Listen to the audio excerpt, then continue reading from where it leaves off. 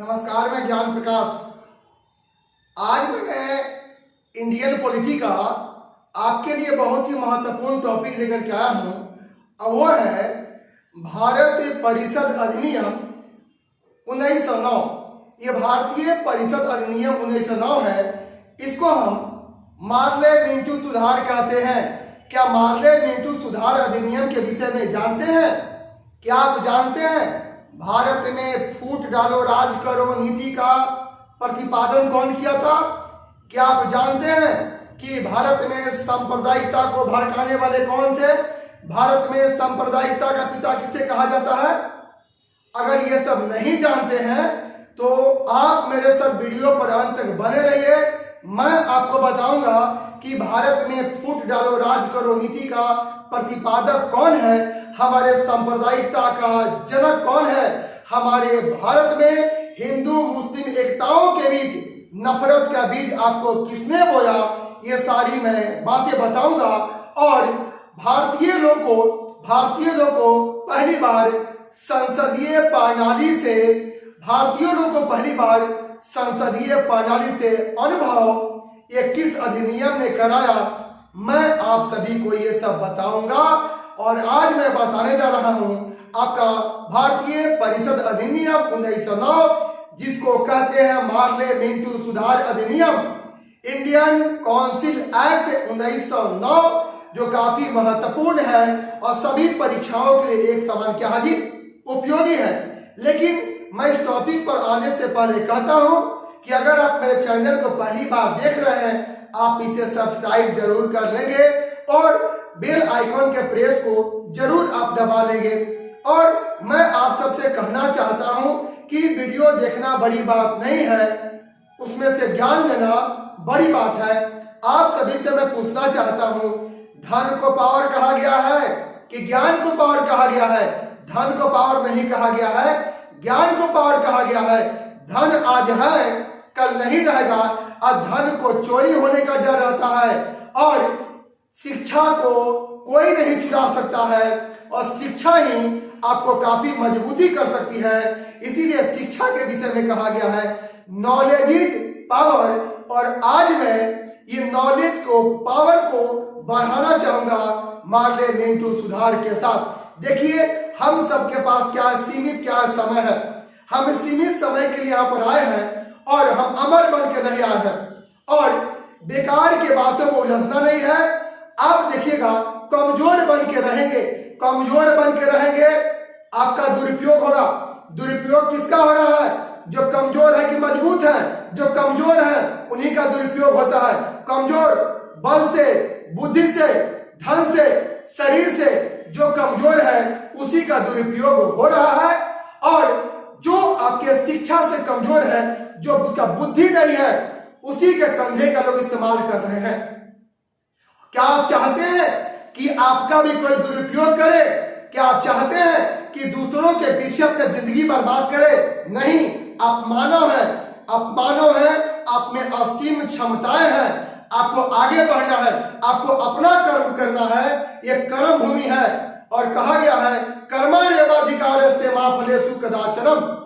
हमको सिर्फ कर्म करना है, फल का चिंता नहीं करना है, क्योंकि फल हमारे हाथों में नहीं है। इसलिए मुझे पूर्ण विश्वास है कि आप इस शिक्षा से मजबूत होंगे और आपको ये ज्ञान हो गया होगा कि नहीं, मेरा भी कोई दुरुपयोग नहीं करेगा, मैं अपने बुद्धि का इस्तेमाल करूंगा।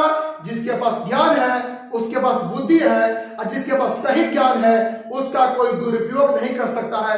आप कमजोर बन के रहेंगे, अपना कमजोर ब्रांड बना कर रहेंगे। आपके मामले में हर कोई कूदते रहेगा और आपको सलाह देगा। प्लीज आप ज्ञान से मजबूत होइए ताकि आपके मामले में हर कोई कूद के सलाह नहीं दे। भगवान आपके पास ही बुद्धि और विवेक दिया है और कोई भी आपको सलाह देगा तो गलत सलाह देता है। कोई नहीं चाहता कि आप मजबूत बने, क्योंकि मजबूत ही विरोध करता है और शिक्षा ही एक बात आपको मजबूती प्रदान कर सकती है। इसलिए आप शिक्षित होइए और विकसित होइए और शिक्षित होकर के आप अपने बुद्धि का इस्तेमाल करके आगे बढ़िए, अपने सपने को साकार कीजिए और प्लीज आप दूसरे की बातों में समय नहीं लगाना है। जो दूसरों को देख के जलते हैं, जो दूसरे में एनर्जी लगाते हैं, अरे भैया उसका तो कुछ नहीं बिगड़ेगा, लेकिन जो दूसरे के बारे में निगेटिव एनर्जी लगाते हैं, अगर भैया उतना समय अपने आप में लगा लोगे तो जिंदगी आपकी संवर जाएगी। ये अमर बन के नहीं आया है, सीमित समय है और ये दोबारा जन्म नहीं मिलेगा।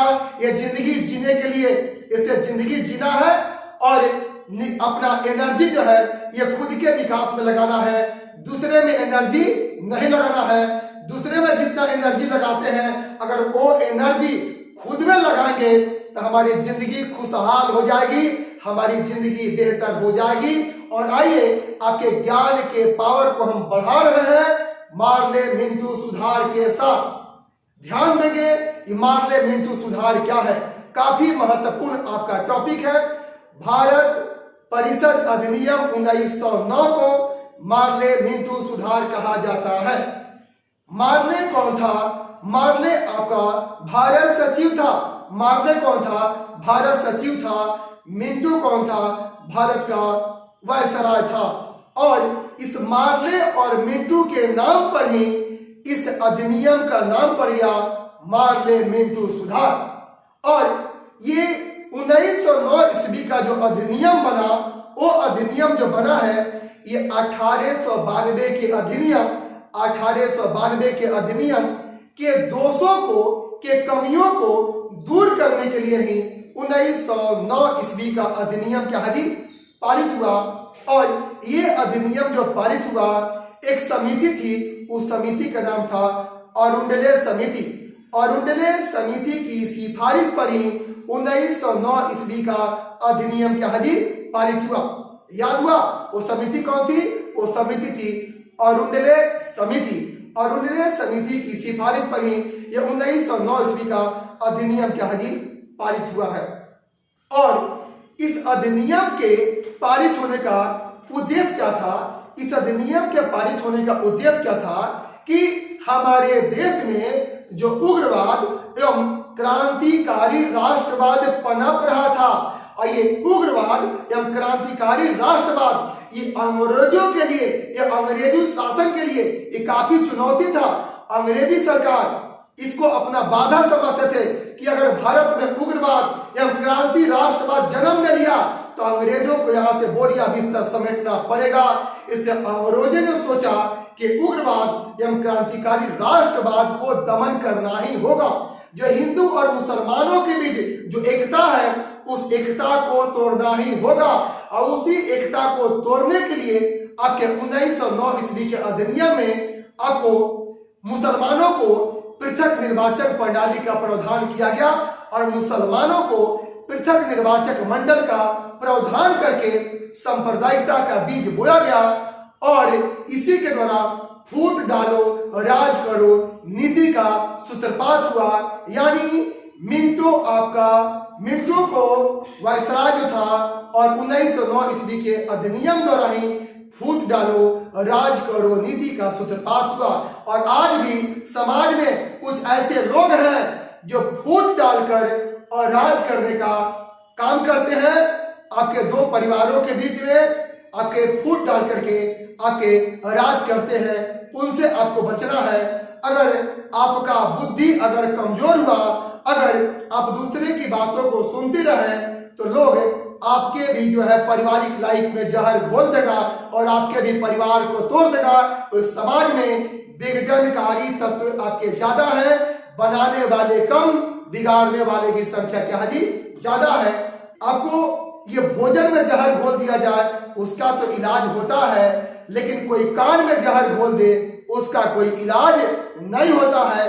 तो कान में जो जहर घोलने वाले लोग हैं उनसे सावधान रहना है, नहीं तो वो भी आपके जिंदगी में जहर घोल देंगे और आपके परिवार को तोड़ सकते हैं। जिस प्रकार अंग्रेजों ने हमारे हिंदू मुसलमानों के बीच जो है आपके नफरत का बीज बो करके फूट डालो राज करो के नीति को अपनाया और देश को अंत में विभाजन का रूप देखना पड़ा, विभाजन देखना पड़ा। आइए, तो ये है 1909 ईस्वी का अधिनियम द्वारा मुसलमानों को पृथक निर्वाचक मंडल की व्यवस्था की गई। इसके बाद क्या किया गया कि इस अधिनियम द्वारा केंद्रीय और प्रांतीय विधानसभा के सदस्यों की वृद्धि की गई। केंद्रीय एवं प्रांतीय विधानसभा के सदस्यों में वृद्धि की गई। फिर आगे क्या किया गया, इस अधिनियम द्वारा मुसलमानों को पृथक निर्वाचन एवं मताधिकार का अलग से प्रावधान किया गया। इसीलिए मिंटो को सांप्रदायिकता का पिता कहा जाता है। अब आइए, इस अधिनियम द्वारा क्या किया गया, इस अधिनियम द्वारा गवर्नर जनरल के कार्यकारिणी में, वायसराय की कार्यकारिणी में एक भारतीय सदस्य को नियुक्त किया गया और वायसराय की कार्यकारिणी में नियुक्त होने वाले प्रथम भारतीय सदस्य कौन थे, तो सत्येंद्र प्रसाद क्या थे जी, सिन्हा थे। और सत्येंद्र प्रसाद सिन्हा वे वायसराय की कार्यकारिणी में नियुक्त होने वाले ये प्रथम क्या थे जी, वे आपके सदस्य थे। इसके बाद क्या किया, इस अधिनियम द्वारा प्रांतीय एवं केंद्रीय विधानसभा में बजट पर चर्चा करने का अधिकार दिया गया। इस अधिनियम द्वारा अनुपूरक प्रश्न पूछने का अधिकार दिया गया और इस अधिनियम द्वारा लोकहित मामले के भी प्रश्न आपके पूछे जा सकते हैं। ये सभी आपके प्रावधान 1909 ईस्वी के अधिनियम में जो है आपको ये किया गया है। अब आइए, मैं चलता हूं बोर्ड पर, एक एक चीज मैं स्पष्ट करूंगा, एक एक चीज मैं क्लियर करूंगा। मार्ले मेंटो सुधार अधिनियम 1909, आइए ध्यान दीजिए मेरे साथ। तो सबसे पहले आपको 1909 ईस्वी का अधिनियम क्या है जी, आपका भारत परिषद क्या है जी, अधिनियम है। और 1909 ईस्वी के अधिनियम को क्या कहते हैं, इसको मार्ले मेंटो सुधार कहा जाता है। इसे क्या कहते हैं, इसे मार्ले मेंटो सुधार कहा जाता है। आइए, मार्ले कौन था, मार्ले आपको भारत सचिव था। मार्ले कौन था, भारत सचिव था। आपका मिंटो कौन था, यह मिंटो भारत का वायसराय था। अगला ये सांप्रदायिकता का जनक किसे कहता है, सांप्रदायिकता का जनक जो है आपका ये मिंटो को कहा जाता है। सांप्रदायिकता के क्या जी, पिता या जनक कहा जाता है। अगला प्रश्न क्या है कि किस अधिनियम के दोषों को दूर करने के लिए 1909 ईस्वी के अधिनियम को पारित किया गया। तो यह है आपका 1892 के अधिनियम के दोषों को दूर करने के लिए 1909 ईस्वी का अधिनियम क्या जी, पारित किया गया।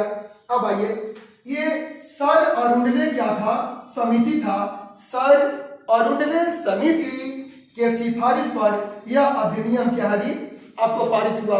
सर अरुंडले समिति की सिफारिश पर यह अधिनियम क्या है जी, आपको ये पारित हुआ है। अब आइए, ये 1909 ईस्वी का जो अधिनियम है, ये 1909 ईस्वी के अधिनियम का आखिर उद्देश्य क्या था। इसका उद्देश्य था सांप्रदायिकता को भड़काना एवं उग्रवाद एवं क्रांतिकारी राष्ट्रवाद का दमन करना, ये आपका इसका उद्देश्य था। अब आइए, इस अधिनियम द्वारा केंद्रीय विधान परिषद में सदस्यों की संख्या 16 से बढ़ाकर कितना, 60 कर दी गई। किस अधिनियम द्वारा केंद्रीय विधान आपका सभा में सदस्यों की संख्या 16 से बढ़ाकर 60 कर दी गई, आपका जवाब होगा 1909 ईस्वी का अधिनियम। अगला क्या है, 1909 ईस्वी के अधिनियम द्वारा ये प्रांतीय विधानसभा है, ये प्रांतीय विधानसभा में ये सदस्यों की संख्या कितना जी, 50 कर दी गई। इसके बाद 1909 ईस्वी के अधिनियम द्वारा आपके निम्नलिखित प्रांतीय विधान परिषद में सदस्यों की संख्या बढ़ाई गई। वो कौन कौन प्रांतीय विधानसभा है, वो है बंबई है, मद्रास है, बंगाल है और क्या जी, संयुक्त क्या है जी, प्रांत है। इसके बाद क्या है, अब आइए, माने 1900 जो काफी महत्वपूर्ण है और इसी के चलते 1909 ईस्वी का अधिनियम का महत्व बढ़ जाता है। वो क्या है, तो 1909 ईस्वी के अधिनियम द्वारा ये मुसलमानों को ये पृथक आपको मताधिकार एवं पृथक निर्वाचक मंडल का प्रावधान किया गया। इस अधिनियम द्वारा मुसलमानों को पृथक मताधिकार एवं पृथक निर्वाचक मंडल का ये प्रावधान किया गया और यही प्रावधान कर करके इस अधिनियम द्वारा अंग्रेजों ने फूट डालो राज करो नीति का सूत्रपात किया और यहीं से हिंदू मुस्लिम एकता को तोड़ने का पूरी तरह कोशिश किया गया। अब आइएगा, इस अधिनियम द्वारा यानी 1909 के अधिनियम द्वारा फूट डालो राज करो नीति को अपनाया गया। किस अधिनियम द्वारा अंग्रेजों ने फूट डालो राज करो नीति को अपनाया था? आपका जवाब होगा 1909 ईस्वी के अधिनियम द्वारा अंग्रेजों ने फूट डालो राज करो नीति का क्या कहिए आपको सूत्रपात किया था। अब आइए, जो बाकी इसमें जो बचे प्रावधान है मैं उसके बारे में बताने जा रहा हूं। तो ये 1909 ईस्वी का जो अधिनियम है, मैंने इस अधिनियम द्वारा केंद्रीय और प्रांतीय विधान परिषद में निम्नलिखित अधिकार प्रदान किया गया। और कौन कौन से अधिकार प्रदान किया गया ये केंद्रीय और प्रांतीय विधान सभा में? वो पहला है आपका बजट पर चर्चा करना।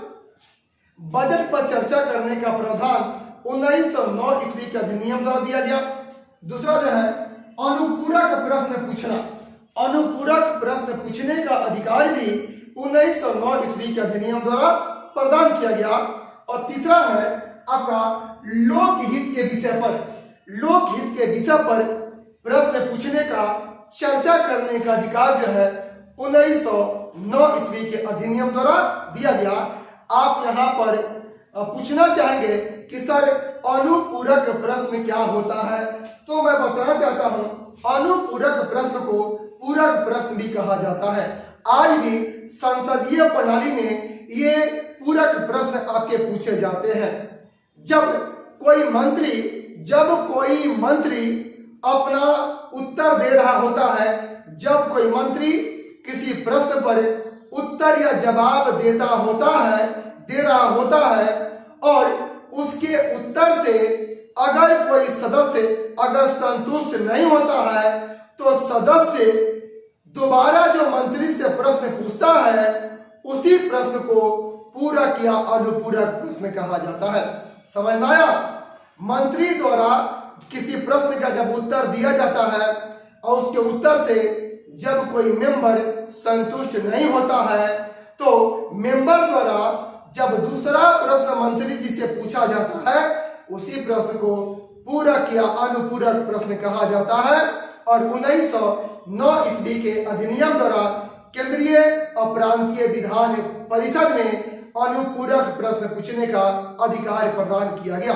अब आइए आगे जो है 1909 ईस्वी के अधिनियम द्वारा पहली बार, काफी महत्वपूर्ण है, पहली बार वायसराय की कार्यकारिणी में किसी भारतीय सदस्य को शामिल किया गया। कई बार क्वेश्चन पूछा है कि किस अधिनियम द्वारा वायसराय की कार्यकारिणी में पहली बार किसी भारतीय को शामिल करने का निर्णय लिया गया? आंसर होगा 1909 ईस्वी का अधिनियम या मार्ले मिंटो सुधार अधिनियम। और इस अधिनियम द्वारा वायसराय की कार्यकारिणी में नियुक्त होने वाले पहले भारतीय कौन थे? सत्येंद्र प्रसाद सिन्हा। सत्येंद्र प्रसाद सिन्हा जो थे ये 1909 ईस्वी के अधिनियम द्वारा वायसराय की कार्यकारिणी में ये नियुक्त होने वाले ये पहले भारतीय थे। आप यहाँ से नोट कर सकते हैं, वायसराय की कार्यकारिणी में नियुक्त होने वाले पहले विधिक आपके मेंबर कौन थे? ये थे आपके सत्येंद्र प्रसाद सिन्हा, जो कई बार आपके प्रश्न आपके पूछे हुए हैं। अब आइए, मतलब 1909 ईस्वी के अधिनियम द्वारा ये सबसे बड़ा आपको ये इसका बेनिफिट क्या हुआ? तो पहली बार भारतीयों को संसदीय शासन व्यवस्था का परिचय हुआ। यानी 1909 ईस्वी के अधिनियम द्वारा भारतीयों को पहली बार जो है ये संसदीय शासन प्रणाली का परिचय हुआ। इसके बाद 1909 ईस्वी का जो अधिनियम अंग्रेजों ने पारित किया, एक्चुअली ये अधिनियम हमारे देश में जो नरमपंथी थे उन नरमपंथियों को संतुष्ट करने के लिए बनाया गया था। यह अधिनियम ये नरमपंथियों को संतुष्ट करने के लिए बनाया गया था। लेकिन इस अधिनियम का वास्तविक उद्देश्य क्या था? इस अधिनियम का जो वास्तविक उद्देश्य था वो उग्रवाद एवं क्रांतिकारी राष्ट्रवाद जो देश में पनप रहा था उसका दमन करना, उसका कुचलना, सांप्रदायिकता को बढ़ाना और हिंदू मुस्लिम जो एकता है उस एकता को तोड़ना। इसलिए इस अधिनियम का मुख्य उद्देश्य था फूट डालो राज करो नीति का सूत्रपात करना। और इसी के चलते अंग्रेजों ने आपको मुसलमानों को पृथक निर्वाचन प्रणाली की व्यवस्था किया ताकि इससे फूट डाला जा सके। और 1916 का जो लखनऊ समझौता हुआ था वो लखनऊ समझौता मुस्लिम लीग और कांग्रेस के बीच में हुआ था।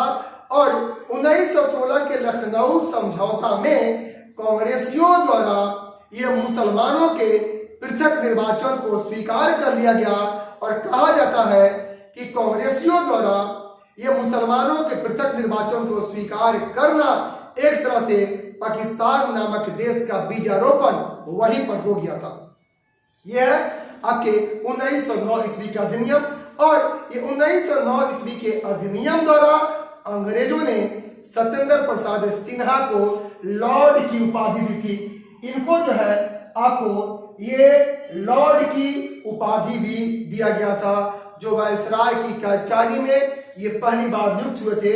और जानते हैं जब मिंटो जो वायसराय था ये अधिनियम पारित हो रहा था तो मिंटो ने मार्ले को क्या कहा था? मिंटो ने इस अधिनियम द्वारा मार्ले को कहा था कि हम नाग के दांत बो रहे हैं, हम नाग के दांत बो रहे हैं, इसके भविष्य में भीषण परिणाम आएंगे।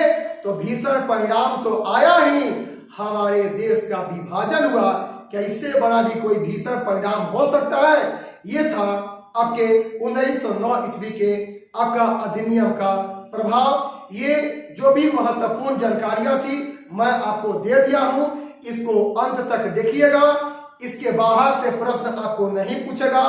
कोई ऐसा एग्जाम नहीं है जिस एग्जाम में इससे प्रश्न आपके नहीं कहे पूछे जाते रहे हैं कि किस अधिनियम को पार्लियामेंट्री सुधार कहते हैं। 1909 ईस्वी के अधिनियम को सांप्रदायिकता का पिता किसे कहा जाता है? तो मिंटो को कहा जाता है। किस अधिनियम द्वारा अंग्रेजों ने फूट डालो राज करो नीति का सूत्रपात किया? तो 1909 के अधिनियम द्वारा। किस समिति की अनुशंसा पर 1909 ईस्वी का अधिनियम पारित हुआ? तो जवाब होगा अरुंडले समिति की सिफारिश पर। किस अधिनियम द्वारा मुसलमानों को पृथक निर्वाचन का प्रावधान किया गया? 1909 ईस्वी के अधिनियम द्वारा। किस अधिनियम द्वारा केंद्रीय और प्रांतीय विधान परिषद में सदस्यों की संख्या की वृद्धि की गई? 1909 ईस्वी के अधिनियम द्वारा। और किस अधिनियम द्वारा वायसराय की कार्यकारिणी में भारतीय सदस्य की नियुक्ति हुई? तो 1909 के अधिनियम द्वारा। और वायसराय की कार्यकारिणी में नियुक्त होने वाला पहला भारतीय कौन था? तो सत्येंद्र प्रसाद सिन्हा थे। मुझे नहीं लगता है कि कोई भी बात इसमें अस्पष्ट रही होगी। सारे तथ्य को मैं क्लियर कर दिया हूं और आप ध्यान से देखेंगे। आप मेरे वीडियो को पसंद करते हैं, इसके लिए आप सभी को बहुत बहुत मेरा धन्यवाद। और मैं पुनः एक महत्वपूर्ण टॉपिक लेकर के आऊंगा।